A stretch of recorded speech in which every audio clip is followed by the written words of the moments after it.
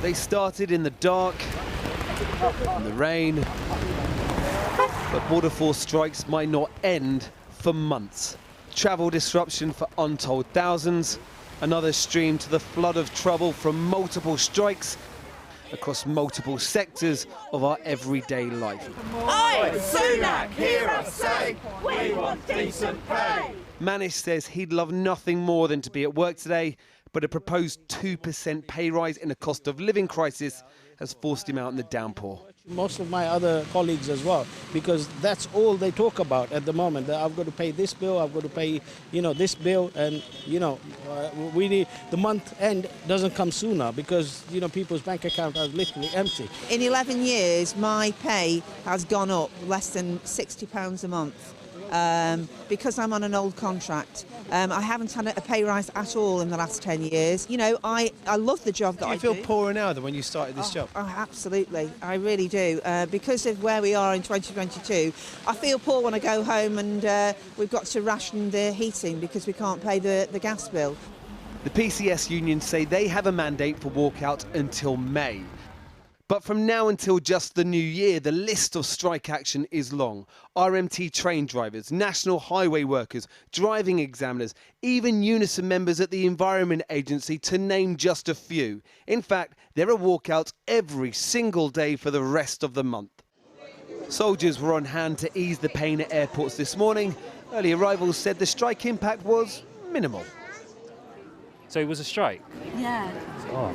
What do you think about the strike action then? Well, I was worried about the train strike because I've got to get trained now. That was what I was concerned about. I don't know about a strike over there, but there's always something new happening these days. What do we want? Say something! When do we want it now? A considerable impact will be felt, though, when nurses strike for 2 more days on January 18th and 19th, unless pay talks are open, say the Royal College of Nursing. Paramedics from the GMB union have called off their walkout next week, but announced a new coordinated strike on the 11th of January. But visiting a homeless shelter in London this morning, the message to unions was clear. The man holding the ladles not for turning. I think we all know that the major economic challenge we all face now is inflation. It's inflation that's eating into everyone's pay packets, it's rising the cost of living, and I want to make sure that we reduce inflation. Part of that is being responsible when it comes to setting public sector pay. There's a lot of people that say, fair enough, we understand that, but you might be destroying a lot of family Christmases here. Yeah, and I speak for people that can't pay their rents, that they can't pay their bills, and they are actually looking at the real prospect of not being able to keep a roof above their head. Is that fair? With the government refusing to budge and unions vowing action for months, there may be many more mornings in the rain. And joining me now is the General Secretary of the PCS union, Mark Sawatka. Mr. Sawatka, if the idea was to make the government sit up and listen by causing maximum disruption for Christmas travels, that doesn't seem to have worked so far. Oh, I think it has worked. The fact of the matter is that we've been the lead story in the media since 5 o'clock this morning. Everyone in this country now knows that the government's own workforce, 40,000 of them use food banks, 45,000 of them have to claim in work benefits because they're so poor. They've been given the smallest pay rise anywhere in our economy, and tens of thousands of their jobs are going and their terms and conditions are being slashed. So the action has drawn a lens on how the government treats its own workforce. And it's also proved another point today, is when our members were not on strike, the government went to extraordinary lengths to bring in the army, to bring people in from all over the country.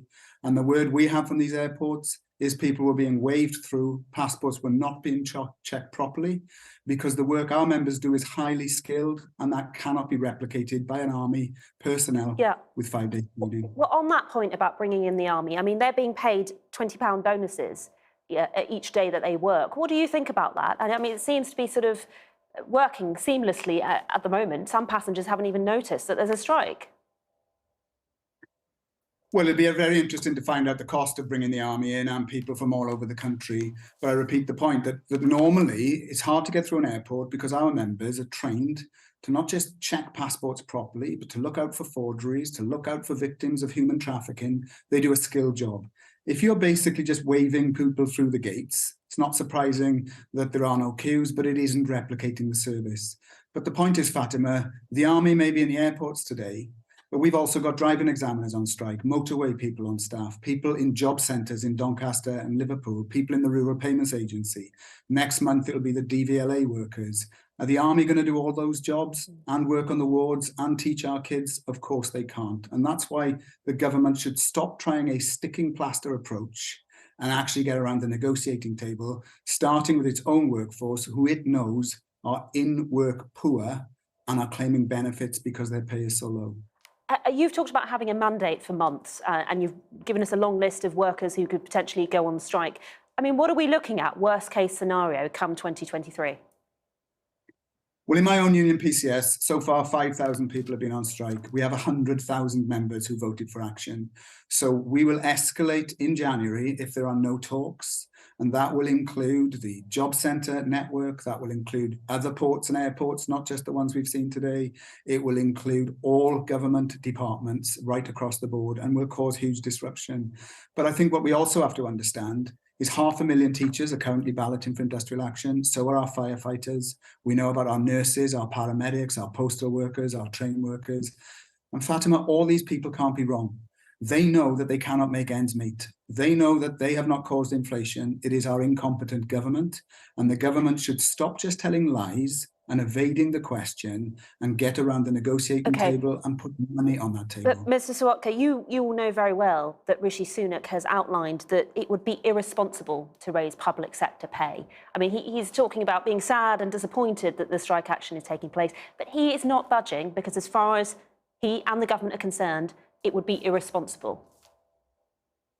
Well, of course, Rishi Sunak is fabulously wealthy. He doesn't know what it's like for those people you had in your package who can't turn the heating on at home.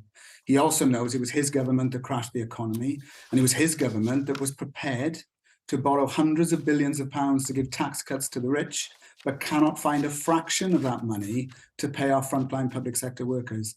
And pay rises in the public sector do not cause inflation. In fact, what they do is help fight the looming recession, because a public sector worker with a pay rise does not put it in the Cayman Islands, they spend it in the local economy. OK, I'm afraid we're going to have to leave it there. And I should point out, of course, it was Liz Truss's government that took various decisions that you were talking about there. But thank you very much, Mark Sawatka, for joining us tonight.